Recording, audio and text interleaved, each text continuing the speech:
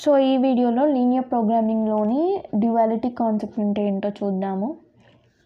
So మనకి క్వశ్చన్లో ఇస్తాడనమాట, maximisation ప్రాబ్లమ్కి duality కాన్సెప్ట్ని యూజ్ చేయండి అని చెప్పేసి, మినిమైజేషన్ కాన్సెప్ట్కి డ్యువాలిటీ ప్రాబ్లమ్ని యూజ్ చేయాలి అని చెప్పేసి. సో బేసికలీ క్వశ్చన్లో మ్యాక్సిమైజేషన్ అన్నప్పుడు మనకి వాడిచ్చే కన్స్ట్రెయిన్స్ అన్నీ ఎప్పుడు less than or equal to సింబల్లో ఉండాలి. మినిమైజేషన్ కాన్సెప్ట్లో అయితే కన్స్ట్రెయిన్స్ అన్నీ greater than or equal to సింబల్లో ఉండాలి. ఒకవేళ ఈ 2 ఫార్మాట్స్లో కనుక మనకి క్వశ్చన్లో లేకపోతే మనము ఆ ఫార్మాట్లో తెచ్చుకోవడానికి we will multiply both sides by minus symbol. I will tell you this later on, but for time being ఇలా గుర్తుంచుకోండి.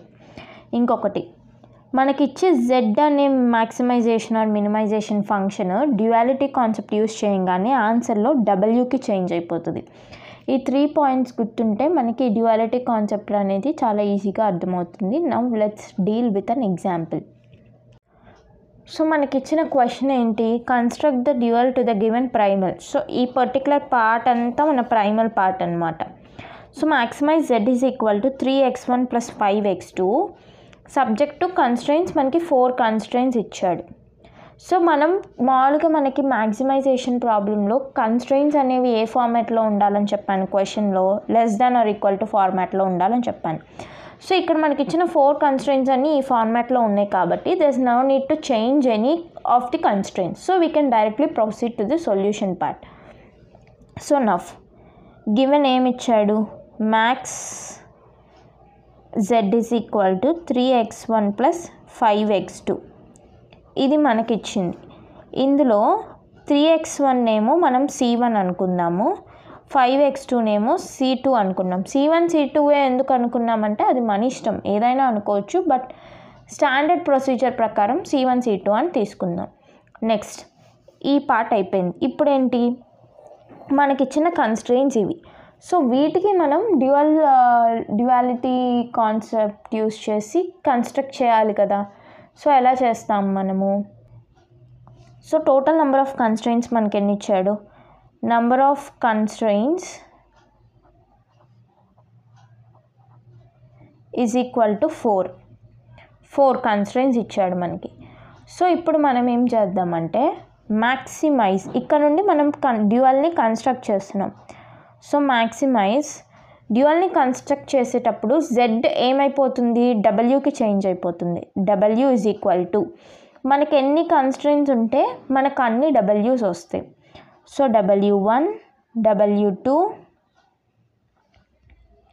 W3, W4 ఇవి మనకున్న 4 కన్స్ట్రెయిన్స్. సో వీటికి మనము ఇప్పుడు కోఎఫిషియెంట్స్ని యాడ్ చేయాలి.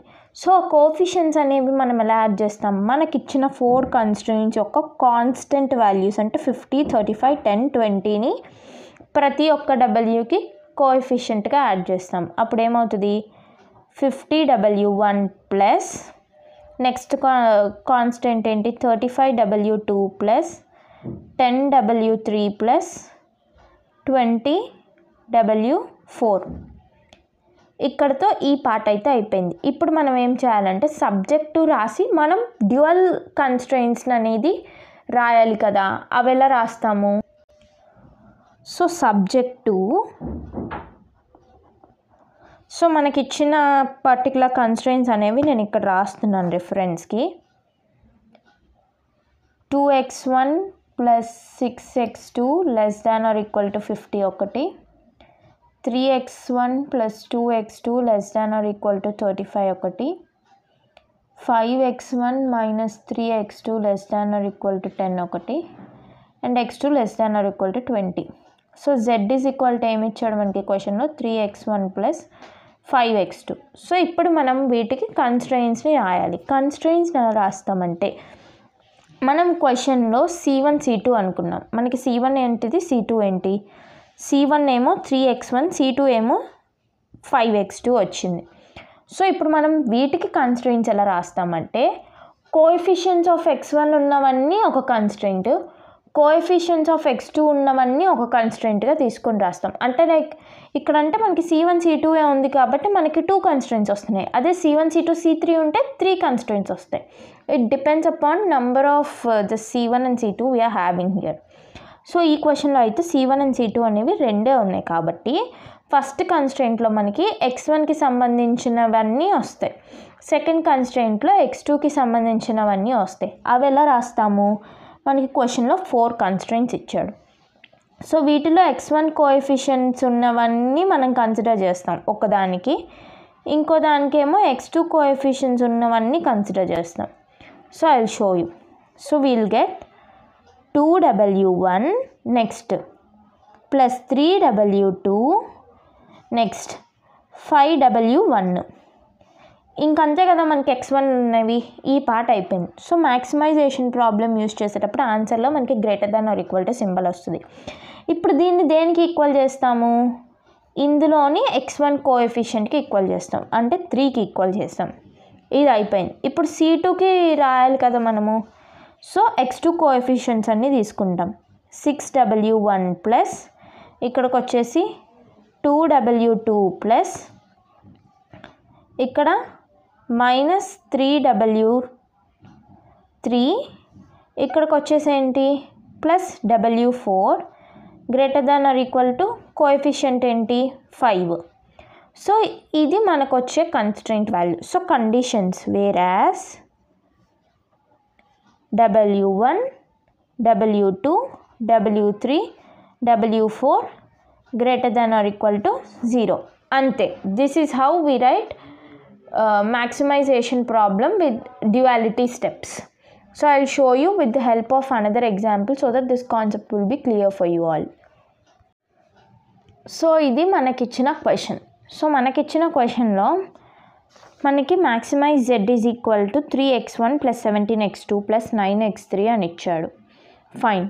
టోటల్ నెంబర్ ఆఫ్ కన్స్ట్రెంట్స్ అని ఇచ్చాడు. 2 కన్స్ట్రెంట్స్ ఇచ్చాడు. But there is a defect in this question if we observe it clearly. మనకి క్వశ్చన్లో ఎప్పుడైనా మ్యాక్సిమైజ్ ఉంటే మన కన్స్ట్రెంట్స్ అన్నీ ఏ ఫార్మాట్లో ఉండాలి? Less than or equal to ఫార్మాట్లో ఉండాలి. బట్ ఇక్కడ ఇచ్చిన వాడి ఫస్ట్ కన్స్ట్రెంట్ ఏ ఫార్మాట్లో ఉంది? Greater than or equal to ఫార్మాట్లో ఉంది. We need to change that. Let's see how to change it. So వాడు ఏమి ఇచ్చాడు మనకి? Maximize z is equal to 3x1 plus 17x2 plus 9x3. Total constraints వాడు ఇచ్చింది మనకి 2 కన్స్ట్రెంట్స్ ఇచ్చాడు. Now we have the first constraint. First constraint ఏంటి? x1 minus x2 plus x3 greater than or equal to 3 ఇచ్చాడు. దీన్ని మనం change చేయాలి. ఎలా చేంజ్ చేస్తాం? Multiplying both sides by minus symbol. So multiply చేస్తే ఏమొస్తుంది మనకి? Minus x1 plus x2 minus x3. Multiply చేసినప్పుడు ఈ సైన్ కూడా చేంజ్ అయిపోతుంది. It turns into less than or equal to and we are having -3. ఇది మన first constraint. And second constraint ఏమి ఇచ్చాడు మనకి క్వశ్చన్లో? -3x1 plus 2x2 greater than or equal less than or equal to 1. ఆటోమేటిక్గా ఇది మనం కన్సిడర్ చేస్తాం. సో ఈ అప్డేటెడ్ ప్రైమల్ని యూజ్ చేసుకొని మనం డ్యూయల్ ఈక్వేషన్ని కన్స్ట్రక్ట్ చేయాలి. Let's see how to do it. So ఇవి మనకిన్న అప్డేటెడ్ ప్రైమల్. సో దీన్ని యూజ్ చేసుకొని మనం డ్యూయల్ ఈక్వేషన్ని కన్స్ట్రక్ట్ చేయాలి. సో ఫస్ట్ ఏమవుతుంది మనకి? Max w is equal to ఎన్ని కన్స్ట్రెంట్స్ ఉన్నాయి? 2 కన్స్ట్రెంట్స్ ఉన్నాయి. So will get 2 w's, w1 w2. ఇప్పుడు వీటి కోఎఫిషియన్స్ ఏం రాస్తాము? మన కన్స్ట్రెంట్స్ యొక్క కాన్స్టెంట్ వాల్యూస్ని యాడ్ చేస్తాం. So -3w1 plus w2 subject to. ఇప్పుడు మనం ఇక్కడ డ్యూయల్కి కన్స్ట్రెంట్స్ రాయాలి కదా, ఆ కన్స్ట్రెంట్స్ని ఎలా రాస్తాము? ఈ 3x1 అనేది మనకి ఏమవుతుంది? c1 అవుతుంది. 17x2 c2 అవుతుంది. 9x3 c3 అవుతుంది. సో x1 కోఎఫిషియన్స్ అన్నీ ఒక కన్స్ట్రెంట్, x2 కోఎఫిషియన్స్ అన్నీ ఒక కన్స్ట్రెంట్, x3 కోఎఫిషియన్స్ అన్నీ ఒక కన్స్ట్రెంట్గా రాసుకుంటాం. అంటే here we'll get minus w1 minus 3w2 greater than or equal to x1 coefficient ఏంటి ఇక్కడ 3. ఈ పార్ట్ అయిపోయింది. నెక్స్ట్ x2 కోఎఫిషియన్స్ అన్నీ రాసుకుందాం. సో w1 ప్లస్ ఇక్కడ వచ్చేసి 2w2 greater than or equal to x2 coefficient ఎంత 17. నెక్స్ట్ x3 కోఎఫిషియన్స్ రాసుకున్నాం. Only first కన్స్ట్రెయింట్లో మనకి x3 ఉంది, సెకండ్ కన్స్ట్రెయింట్లో లేదు. So minus w1 greater than or equal to x3 coefficient ఎంత 9. ఇక్కడతో కన్స్ట్రెయింట్స్ పార్ట్ కూడా అయిపోయింది. Lastly we need to right the conditions wear w1, w2,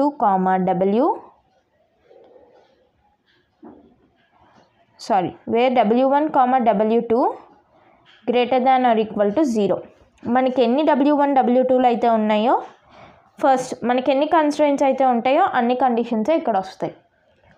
this is how we write our equations in duality concept for maximization problems. In the next video I will tell how to do it for minimization problems.